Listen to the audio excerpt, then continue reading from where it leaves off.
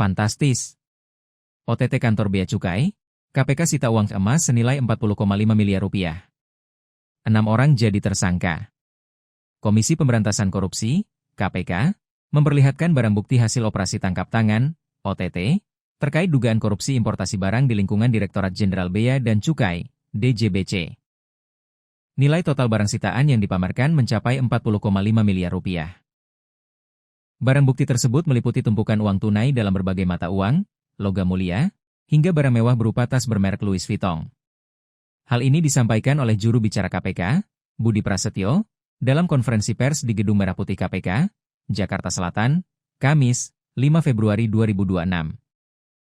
Budi menjelaskan, uang tunai yang diamankan terdiri dari pecahan rupiah sebesar 1,89 miliar rupiah, uang dolar Amerika Serikat sebanyak 182. 900 dolar, dolar Singapura senilai 1,48 juta dolar, serta yen Jepang sebesar 550.000 yen. Selain itu, KPK juga menyita logam mulia dengan berat total 5,3 kg yang ditaksir bernilai 15,7 miliar rupiah, serta satu unit jam tangan mewah senilai 138 juta rupiah. Jika diakumulasikan, total nilai barang bukti mencapai 40,5 miliar rupiah. Dalam perkara ini, KPK telah menetapkan 6 orang sebagai tersangka.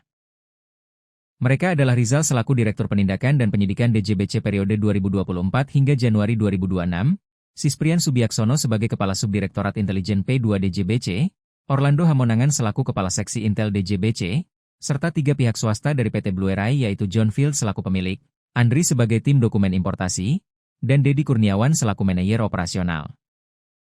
KPK mengungkapkan bahwa barang bukti tersebut disita dari sejumlah lokasi, termasuk kediaman Rizal, Orlando Hamonangan, kantor PT Blue Ray, serta beberapa tempat lainnya. Dari 6 tersangka, 5 orang berhasil diamankan dalam OTT yang berlangsung di Jakarta dan Lampung pada Rabu, 4 Februari 2026. Sementara itu, 1 tersangka lainnya, yakni John Field, diketahui melarikan diri saat operasi berlangsung. KPK pun mengimbau kepada John Field maupun pihak yang mengetahui keberadaannya agar segera menyerahkan diri kepada aparat penegak hukum. Tertangkap tangan para terduga pelaku tindak pidana korupsi terkait importasi barang di Direktorat Jenderal Bea Cukai. Kegiatan tertangkap tangan terduga pelaku tindak pidana korupsi ini bermula dari adanya laporan pengaduan dari masyarakat yang diterima oleh KPK kemudian ditindaklanjuti dan hal ini juga sebagai bentuk kontribusi konkret dan dukungan publik dalam rangka pemberantasan tindak pidana korupsi. Karena tentunya korupsi menjadi pemberantasan tindak pidana korupsi menjadi tanggung jawab kita bersama, termasuk juga adanya peran serta masyarakat. Bahwa kemudian pada hari Rabu tanggal 4 Februari 2026, tim KPK bergerak secara paralel ya di beberapa lokasi di wilayah Jakarta dan Lampung. Jadi secara bersama-sama ada yang di Jakarta, kemudian juga ada yang berangkat ke Lampung untuk mengamankan 17 orang yang diamankan dalam tertangkap tangan ini. Yang pertama adalah saudara RJL selaku Direktur Penindakan dan Penyidikan Direktorat Jenderal Bea dan Cukai P2 DJBC periode 2024 sampai dengan Januari 2026. Jadi yang bersangkutan baru pindah ke Lampung.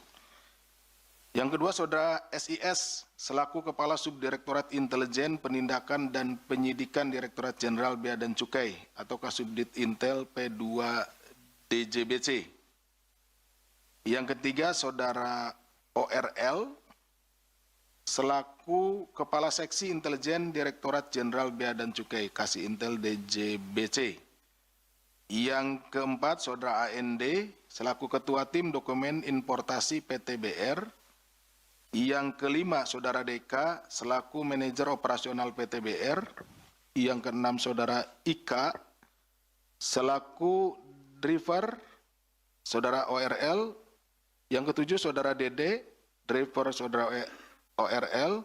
Yang kedelapan, saudara FLR, yaitu pegawai DJBC. Ya. Yang kesembilan, saudara ADT, pegawai DJBC juga. Kemudian ke-10 saudara GIL, pegawai DJBC. Yang ke-11 saudara ANT, selaku saudara dari saudara ORL, 12 SLS pegawai DJBC, 13 BY pegawai DJBC, 14 CM pegawai DJBC, 15 AND dari PTBR, 16 saudara YHN dari PTBR, dan 17 saudara DD dari PTBR. Selain itu, tim KPK juga mengamankan barang bukti dari kediaman RJL, ORL, dan PTBR, serta lokasi lainnya. Ini karena ini ada beberapa lokasi ya, safe house gitu ya, yang diduga terkait dengan tindak pidana ini dengan total 40,5 miliar. Dengan rincian sebagai berikut: uang tunai dalam bentuk rupiah sejumlah 1,89 miliar, uang tunai dalam bentuk dolar Amerika sebanyak 182.900 US dollar, kemudian uang tunai dalam bentuk dolar Singapura sejumlah 1,48 juta Sing dollar, uang tunai dalam bentuk yen Jepang sejumlah 550.000 yen Jepang, kemudian logam mulia seberat 2,5 kilo atau setara dengan 7,4 miliar, kemudian logam mulia seberat 2,8 kilogram atau setara 8,3 miliar. Kenapa ini dipisah? Karena ini ada dari dua tempat gitu ya. Ya, kalau ditotalkan berarti 5,3 kilo. Ya, seperti itu. Dan terakhir 1 jam tangan mewah senilai 138 juta rupiah. Adapun konstruksi perkaranya adalah sebagai berikut, bahwa pada bulan Oktober 2025 terjadi permufakatan jahat antara ORL, SIS, dan para pihak lainnya dengan JF, AND, dan DK untuk mengatur perencanaan jalur importasi barang yang akan masuk ke Indonesia. Jadi yang ada permufakatannya itu di jalurnya. Jadi di Bea Cukai itu ada 2 jalur. Ada jalur merah, kemudian ada jalur hijau. Nanti itu yang permufakatkan di antara mereka. Nih, jadi antara tadi perusahaan BR, pihak perusahaan BR dengan pihak oknum dari DJBC. Berdasarkan peraturan Menteri Keuangan telah ditetapkan 2 kategori jalur dalam pelayanan dan pengawasan barang-barang impor untuk menentukan tingkat pemeriksaan sebelum dikeluarkan dari kawasan kepabeanan. Jadi sebelum masuk ke negara kita, dijual secara bebas atau disebarkan secara bebas, nah masuk dulu melalui pengawasan itu di kepabeanan. Ya, ini jalur hijau yang merupakan jalur pengeluaran barang impor tanpa pemeriksaan fisik barang. Jadi kalau dinyatakan ini misalkan masuk jalur hijau, ya sudah nggak diperiksa gitu, seperti itu. Ini yang karena memang mungkin bukan barang-barang berbahaya dan lain-lainnya ya. Kemudian yang jalur merah yaitu dengan pemeriksaan fisik barang. Jadi perbedaan 2 jalur tersebut. Selanjutnya FLR menerima perintah dari ORL untuk menyesuaikan parameter jalur merah dan menindaklanjutinya dengan menyusun rule set pada angka 70%. Ini di set up-nya di jalur merah ini kan nanti masuk ke alat pemindai ya. Pemindai gitu ya, atau mesin pemeriksa barang masuk. Nah, X-ray ya seperti itu.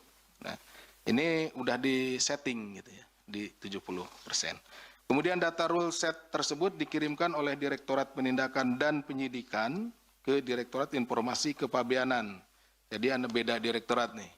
Tadi ada Penindakan dan Penyidikan, ini kalau yang mengurusi masalah nanti lewat jalur gitu ya, seperti itu, peralatannya itu di Direktorat IKC, Informasi Kepabeanan dan Cukai. Untuk dimasukkan parameternya ke mesin targeting atau alat pemindai atau mesin pemeriksa barang. Seperti itu. Jadi tidak 100%, tadi hanya 70% saja. Dengan pengkondisian tersebut, barang-barang yang dibawa oleh PTBR diduga tidak melalui pemeriksaan fisik. Sehingga barang-barang yang diduga palsu, KW, dan ilegal bisa masuk ke Indonesia tanpa pengecekan oleh petugas Bea dan Cukai. Bisa dibayangkan rekan-rekan bahwa dengan adanya permufakatan jihad di antara mereka, barang-barang yang masuk ke kita itu tidak melalui pengecekan, sehingga ini tentu akan merugikan perekonomian kita ya, karena UMKM dan lain-lain kan, yang seharusnya barang-barang itu tidak boleh masuk, ya misalkan barang-barang yang KW dan lain-lain, ternyata ini masuk, mengganggu pasar nasional seperti itu. Setelah terjadi pengkondisian jalur merah tersebut, terjadi beberapa kali pertemuan dan penyerahan uang dari pihak PTBR pada oknum di DJBC dalam periode Desember 2025 sampai dengan Februari 2026 di sejumlah lokasi. Ini yang baru tercapture sama kita ya dalam tempo 1 kali 24 jam ini, dan informasi yang ada dari Desember 2025 sampai dengan Februari, berarti hanya 3 bulan, Desember 2025, Januari 2026, dan Februari 2026. Bahwa penerimaan uang ini juga dilakukan secara rutin setiap bulan sebagai jatah bagi para oknum di DJBC. Nih bayangkan ini baru 3 bulan aja, nah tadi kan jumlahnya udah sekian ya, apalagi dihitung mundur gitu ya, berapa bulan ke belakang, seperti itu. Berdasarkan kecukupan alat bukti dalam dugaan tindak pidana korupsi, suap, dan penerimaan lainnya, gratifikasi, karena ini nanti dari jumlahnya yang jatah per bulan, setelah dihitung itu ada kelebihan, makanya di sini ada kita masukkan pasal gratifikasi ya. Di lingkungan Dirjen Bea dan Cukai tersebut, maka KPK menaikkan perkara ini ke tahap penyidikan, serta menetapkan 6 orang sebagai tersangka. Jadi tadi dari 17 orang yang dibawa ke sini untuk dimintai keterangan, kemudian setelah dilakukan pemeriksaan, permintaan keterangannya, itu setelah melalui proses ekspos, baik pada tingkat kedeputian maupun ekspos pada tingkat pimpinan, gitu ya. Ini dengan memperhatikan kecukupan alat bukti, maka ditetapkan 6 orang sebagai tersangka, yaitu Saudara RZL, Direktur Penindakan dan Penyidikan Direktorat Jenderal Bea dan Cukai periode 2024-2026. Saudara SIS, selaku Kepala Subdirektorat Intelijen Penindakan dan Penyidikan Direktorat Jenderal Bea dan Cukai. Saudara ORL, selaku Kepala Seksi Intelijen Direktorat Jenderal Bea dan Cukai. Ini dari pihak DJBC-nya. Kemudian dari pihak PTBR-nya, dari swastanya, Saudara JF selaku pemilik PTBR, kemudian Saudara AND selaku Ketua Tim Dokumen Importasi PTBR, dan Saudara DK selaku Manajer Operasional PTBR.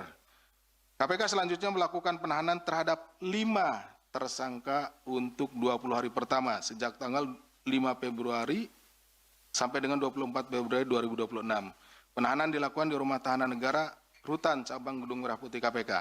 Nah, mungkin ada pertanyaan dari rekan-rekan, yang ditetapkan 6, yang ditahan 5. Kemana satu lagi? Kan gitu kan? Ya, satu lagi pada saat kita akan, teman-teman di lapangan akan melakukan tangkap tangan, itu Saudara JF melarikan diri. Sekaligus pada kesempatan kali ini saya menghimbau, ya, kami dari KPK menghimbau kepada Saudara JF atau kepada seluruh masyarakat yang mengetahui keberadaannya, segera untuk menyerahkan diri ya pada yang bersangkutan. Kemudian terhadap JF nih di sini kita juga sudah mengajukannya surat pencekalan untuk luar negeri dan lain-lainnya. Kemudian juga kita sudah menerbitkan surat perintah penangkapan untuk yang bersangkutan, dan kalau sampai ini nanti juga tentunya kita akan terbitkan juga daftar pencarian orang terhadap yang bersangkutan.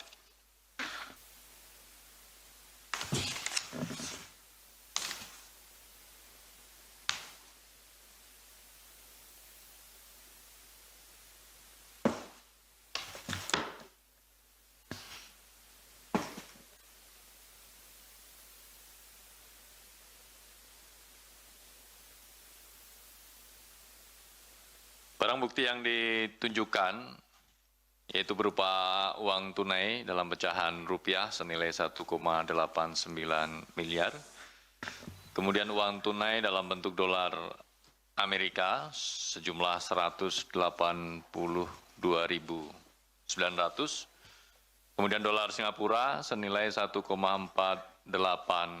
juta Singapura dolar dan juga dalam mata uang yen Jepang senilai 550.000. Selain itu juga logam mulia dengan total berat 5,3 kg atau setara dengan nilai 15,7 miliar. Kemudian 1 jam tangan mewah senilai 138 juta sehingga total dari barang bukti yang kita tunjukkan ini senilai sekitar 40,5 miliar.